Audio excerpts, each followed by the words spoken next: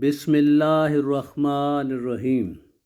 अस्सलामुअलैकुम वरहमतुल्लाहि वबरकातुहू। मोहतरम नाज़रीन किराम, आज हम आपको इस वीडियो में ज़ियारात जो हैं उनके बारे में बताएंगे जो हिल्ला और करबला के इतराफ़ में वाक़े हैं। इससे पहले वीडियो में मैं आपको बता चुका हूँ कि करबला मुअल्ला में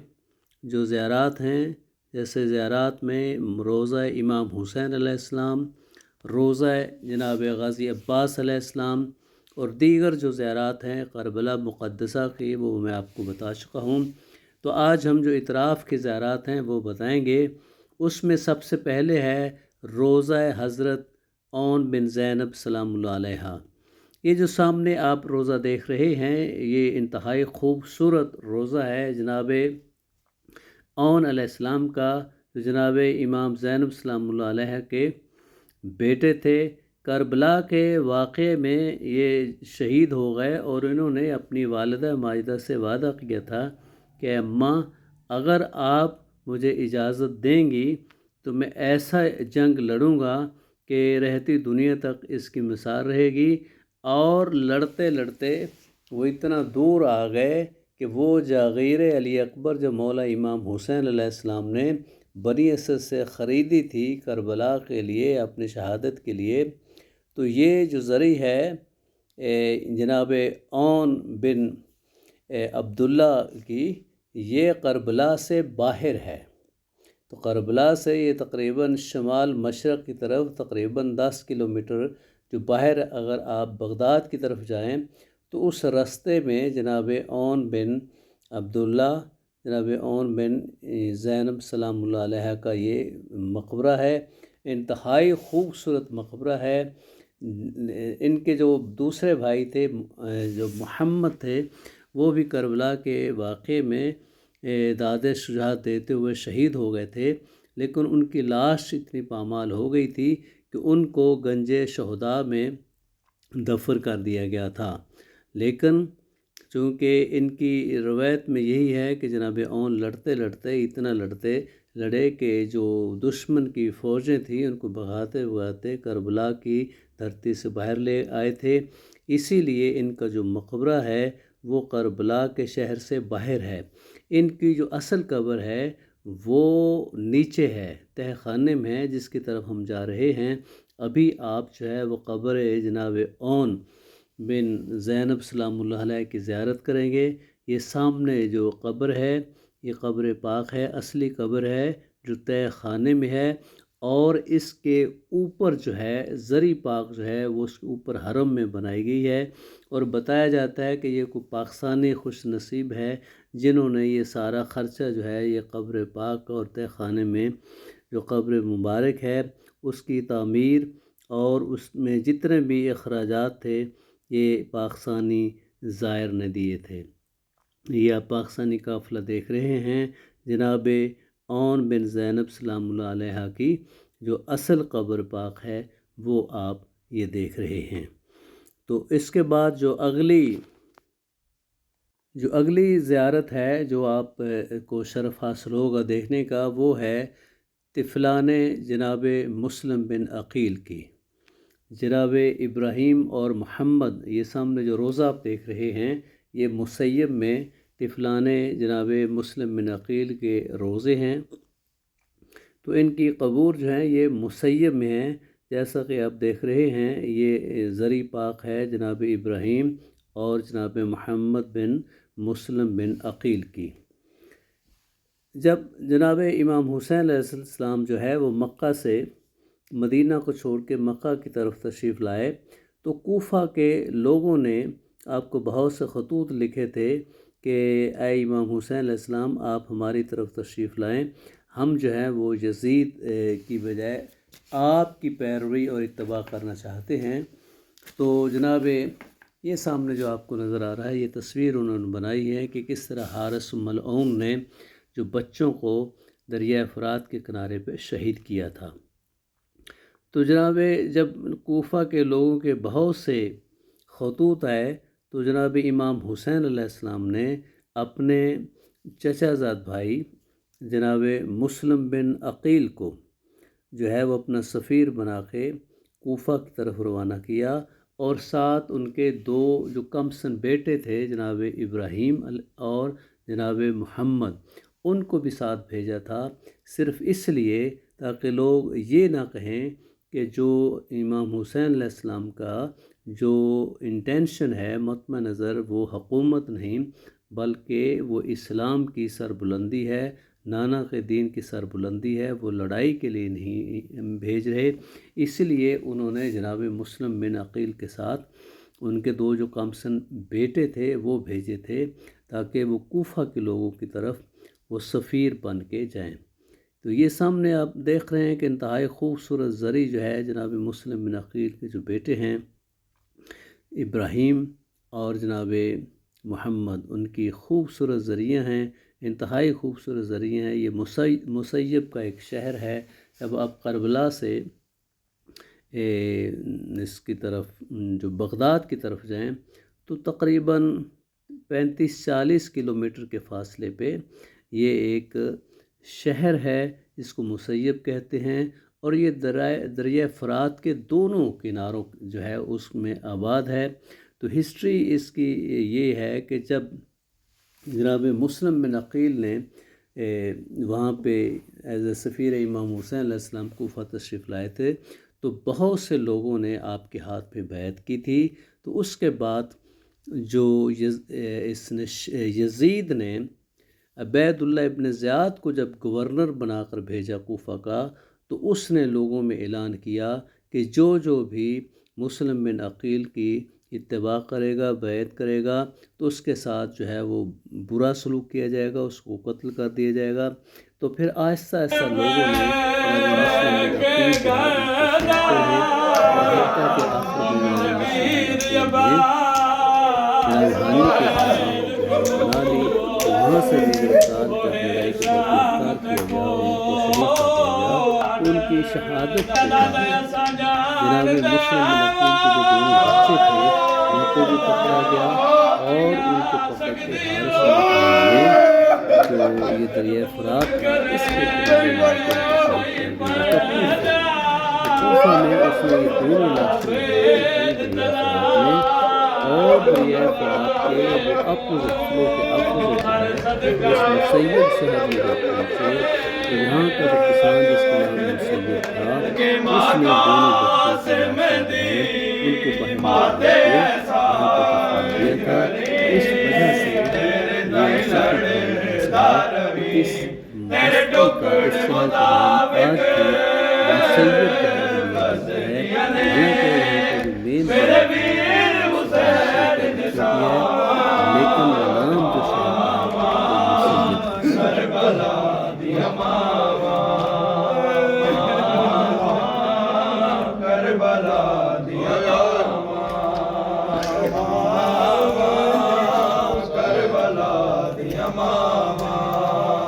صبر دے مالک نو شہر لیلا کے اذن جے میں صبر نسان جے کے سینے جو ساما کربلا ہائے ہائے زینب ہائے ہائے شام ہائے ہائے زینب ہائے ہائے شام ہائے ہائے زینب ہائے ہائے شام ہائے ہائے زینب محمد سرور۔ اس سے جو اگلی زیارت ہے جو آپ دیکھیں گے وہ ہے جناب حضرت حور بن یزید الریاحی کی۔ جیسا کہ آپ دیکھ رہے ہیں یہ سامنے روضہ ہے جناب حور کا۔ جناب حور جو ہے یہ بھی کمانڈر تھے یزیدی فوج کے، اور عبید اللہ ابن زیاد نے ان کو بھیجا تھا کہ امام حسین علیہ السلام کا جو راستہ ہے وہ روکا جائے اور ان کو قید کر کے کوفہ میں پہنچایا جائے۔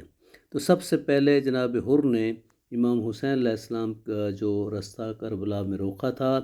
اور جناب امام حسین علیہ السلام نے جو اپنے خیام تھے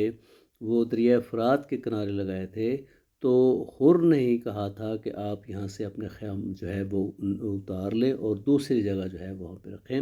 لیکن جب کنورشن ہوئی، جب مولا کی جو ہے بارگاہ میں مودت کا اظہار ہوا، تو جناب حر جو ہے وہ یزیدی لشکر کو چھوڑ کر جناب امام حسین علیہ السلام کے ساتھ جب شامل ہوا، اور امام حسین علیہ السلام کی فوج کی طرف سے جب یہاں پہ شہید ہوا، تو مولا امام حسین علیہ السلام نے ان کو جنت کی بشارت دی، اور آج وہی حر ہیں جو علیہ السلام ہیں، اور جن کے روزے پہ لوگ جو ہیں وہ زوار جو ہیں وہ جہاں کے حاضری بھی پیش کرتے ہیں، درود و سلام بھی پیش کرتے ہیں، زیارت بھی پیش کرتے ہیں، اور یہ سامنے آپ دیکھ رہے ہیں کہ انتہائی خوبصورت زری جو ہے وہ بنائی گئی ہے، جو سونے اور چاندی سے بنی ہوئی ہے۔ دیکھیں ایک صحابی جو ہے امام حسین علیہ السلام کے، جنہوں نے مودت کی تھی جناب امام حسین علیہ السلام کے، ان کے لیے خوبصورت زری بنائی گئی ہے، خوبصورت زیارت گاہ بنائی گئی ہے، اور جب بھی لوگ جو ہیں امام حسین علیہ السلام کی زیارت کے لیے کربلا جاتے ہیں، تو یہ جو زری ہے جناب حر کی، یہ بھی تھوڑی سی ہٹ کے ہے، کربلا سے باہر ہے، تقریباً 7-8 کلومیٹر، یہ شمال مغرب کی طرف ہے۔ جناب اون علیہ السلام کا روضہ شمال مشرق کی طرف ہے کربلا کے بعد، اور یہ شمال جو ہے وہ مغرب میں ہے، تقریباً 7-8 کلومیٹر دور ہے حرم امام حسین علیہ السلام سے۔ اب یہ جو سامنے آپ کو روضہ نظر آ رہا ہے، یہ جناب زید بن امام علی زین العابدین کا روضہ ہے۔ یہ بھی جو ہے یہ حلہ کے قریب واقع ہے، حلہ سے تقریباً 35 کلومیٹر دور ہے، کوفہ کی طرف، کوفہ اور نجف کی طرف۔ جناب زید بن علی، جناب زید بن علی انتہائی بہادر شخصیت کے مالک تھے، اور یہ امام محمد باقر علیہ السلام سے تقریباً 20 سال چھوٹے تھے۔ تو انہوں نے جب اموی دور میں قیام کیا تھا، عبد الملک بن مروان کے دور میں، کربلا کے واقعے کا بدلہ لینے کے لیے،